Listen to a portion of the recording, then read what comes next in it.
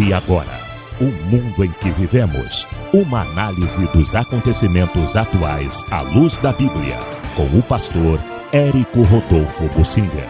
Quero fazer uma análise do assunto economia, relacionado a nós, os cristãos. Quando se estuda economia, logo a gente se depara com uma separação. Existe a microeconomia e a macroeconomia. A microeconomia diz respeito a uma empresa, finanças pessoais, coisas assim. A macroeconomia é o ponto de vista de um país, de uma nação, uma abordagem agora globalizada, é a macroeconomia.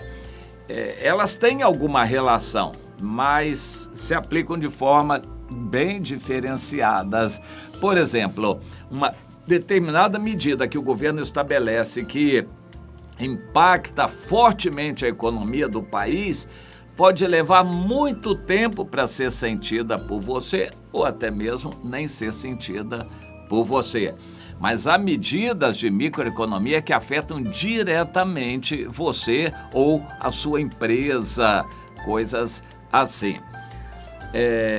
Nós estamos aí numa pandemia gerada por um vírus que veio da China. Na verdade, ele já é conhecido há muito tempo, mas cada vez mais notícias são trazidas mostrando que ele foi trabalhado na China. Houve denúncias, o governo puniu jornalistas e médicos que queriam alertar para não deixar alertar enquanto não crescesse numa massa crítica na cidade de Wuhan.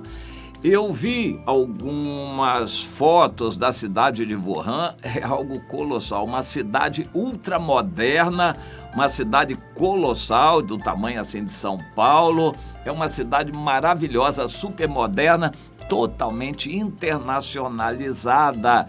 Ali moram milhões de estrangeiros e as principais indústrias do mundo têm fábricas lá na China e uma grande parte em Wuhan. Então, é uma cidade que foi usada como um laboratório.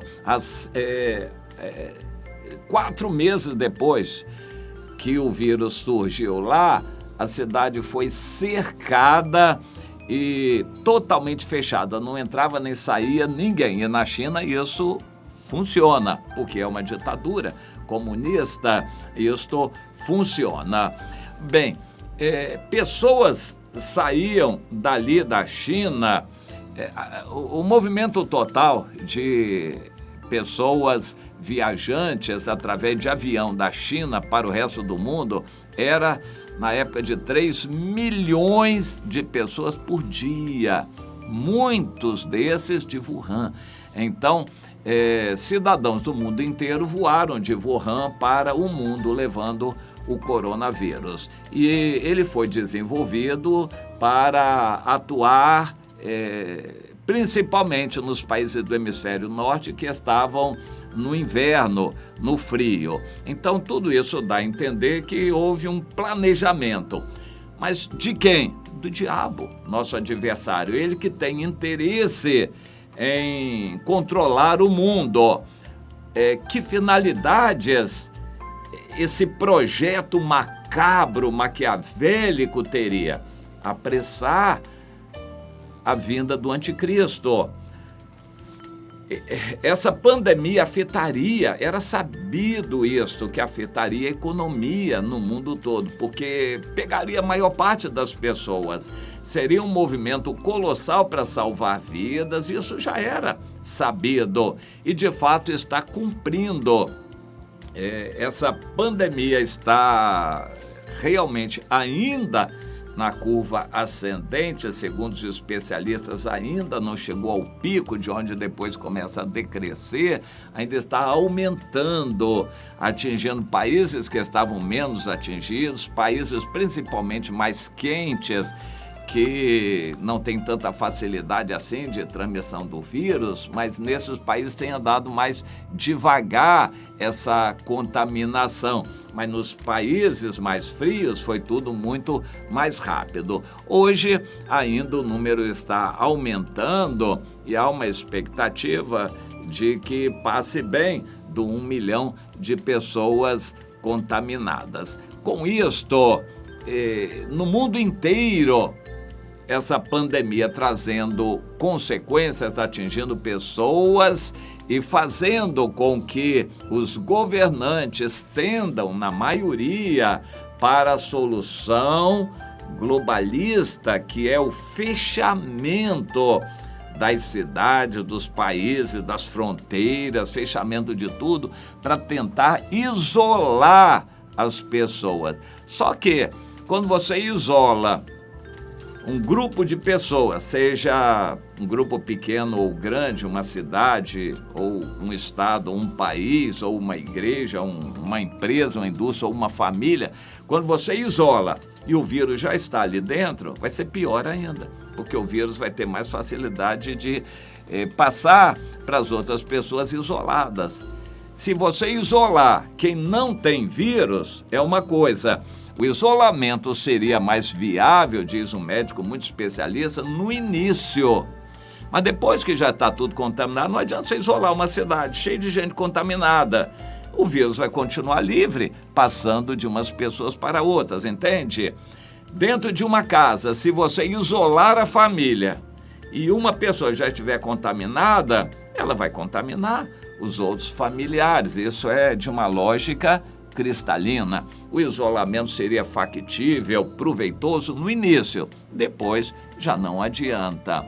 Mas o fato é que o mundo foi apanhado aparentemente de surpresa, inclusive os Estados Unidos, que já sabiam dessa história toda, mas não se preparou e a pandemia está atingindo o mundo todo, vai crescer, vai aumentar. Nós entendemos que há uma soberania de Deus controlando as coisas todas. Por que Deus permitiu isso? Porque Deus tem interesse para a salvação dos seus, em que a história aconteça. O anticristo é uma concessão de Deus e ele vai ter o seu caminho liberado. Agora o mundo já está clamando por um governo central que controle essa pandemia. E Deus está querendo que o anticristo se manifeste logo para apressar mais ainda o arrebatamento da sua igreja. Mas quanto pior forem os efeitos da pandemia, mais probabilidade tem de que os que são do Senhor, os cristãos, se arrependam dos seus pecados e se consertem. Se o castigo for brando, a pessoa não aproveita, não se corrige. Quando o castigo é severo, então a pessoa começa a pensar mais seriamente e se arrepende. É o que Deus quer para os seus filhos. O castigo vai ser duro para os crentes. Mas qual castigo? A doença? Não, porque o crente verdadeiro e sincero não tem medo da doença. Ele pode pegar a doença, mas o que importa para ele é a salvação. Além do mais, ele crê no milagre de Deus. E Deus, quando quiser, pode nos curar. O cristão não tem medo da pandemia. Ele tem problemas com a economia consequente. A queda na economia, a afetação da economia, e isso já está acontecendo. Os analistas econômicos já entenderam o seguinte: esta crise não se dará em V, vai e volta, ou seja, o que a economia perde agora recupera depois, porque as pessoas voltam a consumir o que elas consumiam antes. Não, eles já estão seguros de que não vai haver este retorno imediato. Eles já estão seguros de que não vai haver o retorno aos níveis anteriores. O abalo é para ficar, a queda na economia é para ficar, mas eles também já estão desanimados, diz os economistas, de esperar um retorno rápido. Tão somente porque eles não conseguem prever, não sabem quanto tempo vai durar essa pandemia. E não adianta isolamento, porque a pandemia já se instalou no mundo todo e vai continuar. Com isolamento ou sem isolamento, vai continuar. E os economistas não sabem, ninguém sabe quanto vai durar essa pandemia. Eles sabem que a recuperação não é rápida, não vai haver a recuperação aos níveis anteriores e o dano pode se prolongar. Em consequência disto, e o presidente Bolsonaro é muito lúcido, os opositores dele, na verdade, estão querendo ver a queda dele, o fracasso dele, acreditando que depois possa haver uma recuperação. Mas o presidente Bolsonaro já anteviu, ele já entendeu. E quando pegou o governo, o Brasil já estava praticamente falido, ou seja, uma dívida que é praticamente que o país vale, uma dívida colossal, impagável. Mas ele queria acertar, pelo menos, a situação do dia a dia, equilibrar as contas. Não conseguiu, até que veio a pandemia e aí a vaca foi pro brejo. A economia despencou, o país está gastando o que não tem. Em termos de economia, isso é melhor compreendido. Quem tem um pouquinho de conhecimento de economia, como é que a gente pode gastar o que não tem? A história toda do Brasil girou em torno de fazer dívidas. É a pessoa fazer dívida. No Brasil, a dívida ainda está fácil. Ou seja, os juros Selic, o juro da dívida, ainda estão baixos. Portanto, é possível ainda se endividar muito mais. Sempre haverá pessoas querendo comprar títulos do Tesouro. E, se for o caso, é só aumentar um pouquinho o juro, que aí mais e mais pessoas e o mundo inteiro vai querer comprar títulos do Tesouro. Então, endividar no Brasil é fácil, porém, é um suicídio a médio prazo. O presidente Bolsonaro não quer esse caminho, mas agora não tem mais jeito. Foi aprovado, votado, praticamente imposto pelo Congresso. O presidente Bolsonaro não tem alternativa, mas ele quer minorar esse problema, incentivando as pessoas a voltarem tão logo possam ao seu trabalho normal, à sua produção, para que o dano não seja pior lá na frente. Mas há muitas forças estrangeiras que não têm interesse na recuperação econômica do Brasil. Por exemplo, a China, que quer derrubar a economia dos Estados Unidos, e eles têm poder para isso, e nem começaram a mexer ainda na dívida americana. Os chineses são os maiores possuidores de títulos da dívida americana. Se eles resolverem vender isso de uma hora para outra, resolverem deixar de bancar os Estados Unidos, há uma quebra muito mais forte dos Estados Unidos. Mas a China, que está presente no Brasil através da Rede Globo, comprou os editoriais da Rede Globo e agora da Rede Bandeirantes também. A China está presente no Brasil muito fortemente. Eles não têm interesse na condução que o presidente Bolsonaro está trazendo para o país, de forma que eles não têm interesse nessa recuperação. O interesse é que o Brasil fique bastante dependente. Eu vou citar um exemplo. O Brasil está em desespero agora, querendo comprar respiradores, os ventiladores, para entubar as pessoas que pegam a doença da Covid. Os chineses se prepararam. Eles têm as maiores fábricas e a maior produção desses respiradores ou ventiladores. Não é um aparelho muito simples. Eles estavam custando 100 mil, cento e poucos mil, agora 130 mil, talvez tenha até aumentado, 130 mil reais que custa um aparelho desse, um respirador. Mas ele não anda sozinho, tem que comprar outras coisas junto com ele também. Mas o Brasil quis comprar um monte de respiradores. O único país que tem isso para vender é a China. Mas a China não está entregando esses respiradores ao Brasil. Por quê? Porque os Estados Unidos já estão em desespero maior ainda, comprando toda a produção chinesa desses respiradores. É só para citar um exemplo. A China se preparou, está faturando horrores com essa venda de respiradores. O Brasil está querendo comprar, simplesmente não tem, está no desespero, tentando fabricar no Brasil esses respiradores. Existe um certo tempo de adaptação das indústrias para isto. Um exemplo, o quanto vai custar, vai endividar-se, pagar lá na frente, tentar pagar. A economia sendo para o buraco.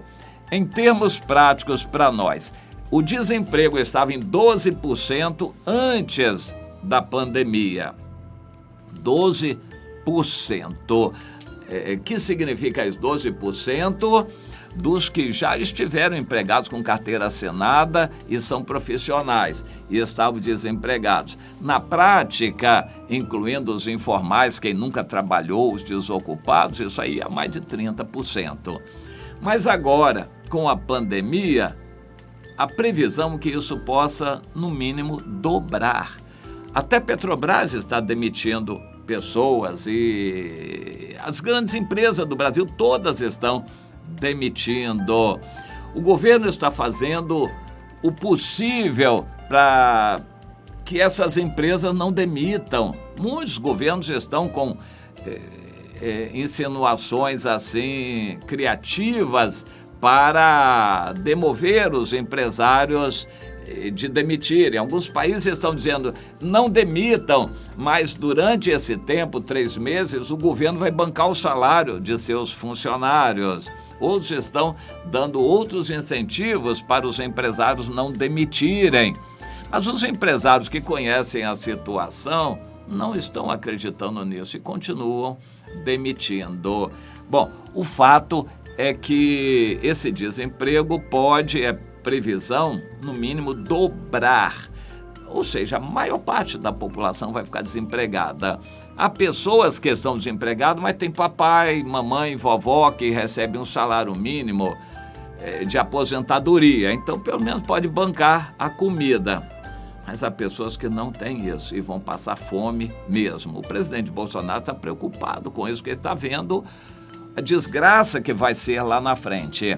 A diretora do FMI já disse, o mundo já está em recessão. No Brasil, mais ainda. O Brasil andava atrás do resto do mundo. O mundo ia crescer 3%, o Brasil 1%. Mas agora, a recessão, não se falaram em números, mas está se agravando a cada dia e a cada semana. No Brasil, já estamos em recessão. A perspectiva é que essa recessão possa virar uma depressão. Depressão é um desespero, não tem nem mais controle, não tem número, não tem emprego, não tem dinheiro, é fome, desespero. Só que no Brasil, uma situação desse tipo, todo mundo sabe o que vai acontecer. Vai ser mortes e assaltos e vai ser aquela coisa horrível acontecendo. Nós estamos caminhando nessa direção. Quanto mais houver isolamento, quanto mais essa situação se prorrogar, a retomada do trabalho demorar, vai haver um dano muito maior. Hoje, muito provavelmente, o número de suicídios no Brasil já se aproxima do número de mortes da pandemia. E há outras mortes por outras razões também em consequência disso. E essa situação só tende a se agravar. É bom você considerar isso para você não ver possibilidade de socorro no mundo. Ou o seu socorro vem de Deus, o seu refúgio vai ser só o Senhor, ou não vai ter refúgio no mundo. Mas o que significa o seu refúgio estar no Senhor? Significa você simplesmente querer o Senhor e se entregar a Ele totalmente, confessar seus pecados, se arrepender de tudo, deixar o mundo e se refugiar no Senhor. Para começar, comece a orar bastante, horas por dia, declare sua vida do Senhor, vá aos pés do Senhor, para que haja esperança. Bote a boca no pó, não é o que diz o Senhor lá em Lamentações de Jeremias? Talvez haja esperança para o crente se botar a boca no pó. Não fique sonhando. O governo quer dar R$600, as prefeituras estão dando, Niterói, R$500. Isso é um quebra-galho, mas não resolve a situação. Bote a boca no pó para ver se há esperança. Caso contrário, continuando com uma vida espiritual deficiente, fraca, crente carnal, não vai ter salvação, não vai ter saída. Na economia, para nós, não vai ter, não.